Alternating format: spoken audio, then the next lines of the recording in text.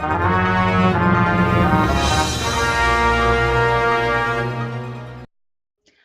I'm Jessica Thaler and welcome to the Global World Conference.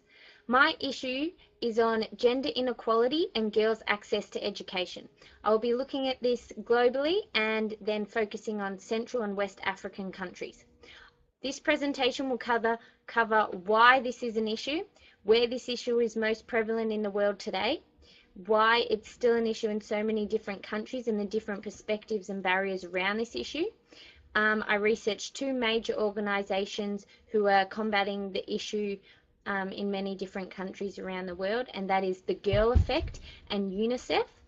And I will look at a case study that UNICEF is currently undertaking in the Lao Democratic Republic, and I will be looking at a case study that UNICEF is doing at the moment in the country of the Lao People's Democratic Republic. It has been recorded that in 2012, an estimated 58 million children are out of school. 53% of these were girls. About 1/3 of these 58 million children were located in Central and West Africa, and 1/5 were located in Eastern and Southern Africa. These are among the most affected countries by poverty and where the heart of gender disparities in primary education exist. So this graph shows the gender parity index across the whole world. So that is the ratio of the number of female students enrolled in primary schools to the number of male students. So if you look at a country like Sudan, it is located in North Africa, and on the graph it is shaded in dark green. This shows that in Sudan, the gender parity index is lower than 0.90. This is saying that for every 100 boys in Sudan that are enrolled, there is less than 90 girls enrolled. UNICEF have actually recorded that in fact there is only 66 girls enrolled in primary school for every 100 boys in the country of Sudan. This is a serious global issue. Globally, it is poverty, diseases, mortality rates, and things like that that affect us the most. Did you know that in India, adolescent pregnancy results in nearly $10 billion lost in potential incomes? And did you know that in Uganda, 85% of girls who leave school early results in another $10 billion of lost potential income? And did you know that in Bangladesh, delaying child marriage for just 1 million girls, they could potentially add $69 billion to their national income for these girls? All this information can be found on the Girl Effects website. It is many barriers in African countries and still across the world that affect girls' access to education. Some of these include belief in child marriage, negative social and cultural norms that, girls should stay at home and boys should go to school, or child labor for families who are very, very poor, female genital mutilation still in Ethiopia, discrimination and violence against women, poverty, rural and remote areas, not enough schools, and inadequate discriminatory legislation and policies in schools and communities. These are all still affecting girls' access to education. Recent estimates by UNICEF show that 1 in 3 girls in developing countries are married before the age of 18, and 1 in 3 of women give birth before the age of 20. I will now look at a table of statistics. As you can see by this table, if we change or combat these beliefs of child labor or child marriage, or that boys should get an education before girls, and we focus on giving these girls the opportunity to go to school, it will not only allow them to have control over their own life and future, but it will also do all of these things. That is, When a girl in the developing world receives 7 years of education, she marries 4 years later and has 2.2 fewer children. An extra year of female schooling reduces fertility rates by 10%.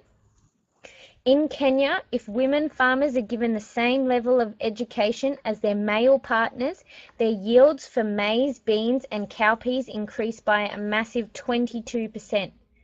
It is not just these things, it's things such as wages, agricultural income, and productivity that are all crucial for reducing poverty and are higher where women are involved in agriculture receive a better education.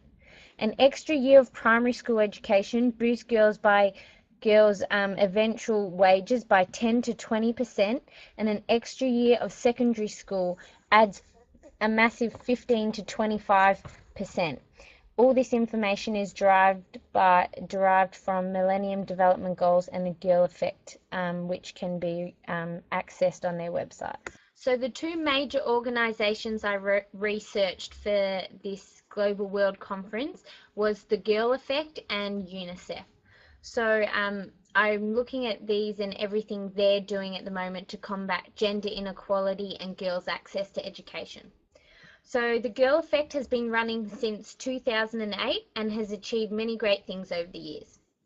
There is currently a program called YEGNA that was launched in 2013 in Ethiopia, and it consists, this program consists of like a weekly radio and drama talk show, and uses music to reach people and the girls of Ethiopia. It is the first teenage brand in Ethiopia, and it deals with issues facing girls such as forced marriage, gender-based violence, school dropout, and early pregnancy. The video of Yegna can also be accessed. There's a video on YouTube that shows exactly what it's all about, and that can be accessed in my reference list in my script. So the other organization, UNICEF, it stands for United Nations Children's Fund, and it was actually been around since 1946. And it was developed in the beginning for emergency needs of children in post-war in Europe and China. Today, UNICEF's work is carried out in 191 countries, and it looks at like national committees, programs. In relation to girls' access to education, it has developed the United Nations Girls Education Initiative. That can also be found in my script and on their website what they're all about. They actually commit to promoting policies responsive to girls' education issues and provide technical assistance to organisations joining the United Nations Girl Initiative. And it's particularly related to issues of school-related and gender-based violence in hard-to-reach countries. So the case study that I will be focusing on that UNICEF are part of is in the country of the Lao People's Democratic Republic, and this started in 2011. UNICEF implemented rights-based education reform, and their major concerns were access and equity in this country.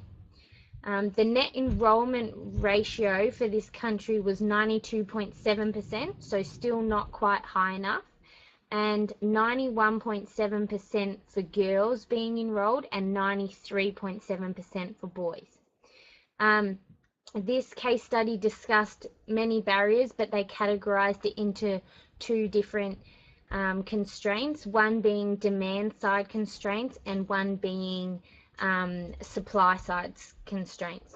So demand side constraints to girls' access to education or overall children's access to education consisted of things like poverty, cultural traditions that undervalue girls' education. The language of instruction used in many of the schools was not their native mother tongue, and things like food insecurity and malnutrition. Supply side constraints consisted of like insufficient number of schools, lack of infrastructure, and some schools weren't even able to offer all year levels like grades 1 to 6. They might have only had grade 3 and 4 or grade 5 and 6. Current solutions for this country that UNICEF have implemented are things such as like school feeding programs developed by the World Food Program, which is another organization. They develop Village Education Development Committee, which encourages community members to participate in school development as well as teaching and learning. They have in-service training for teachers and training nights for both teachers, students and parents, and they have supplied more teaching materials like basic books, pencils, pens for students to write and use for their educational benefits. UNICEF have many other case studies on their website that you can access through my script as well. One success story being the country in Gambia that focused very much on girls' access to education and how they have achieved their goal by, I think they achieved it by 2004, and the program ran from the year 2000 to 2006. The last part of my Thank you for watching my presentation on gender inequality and girls' access to education.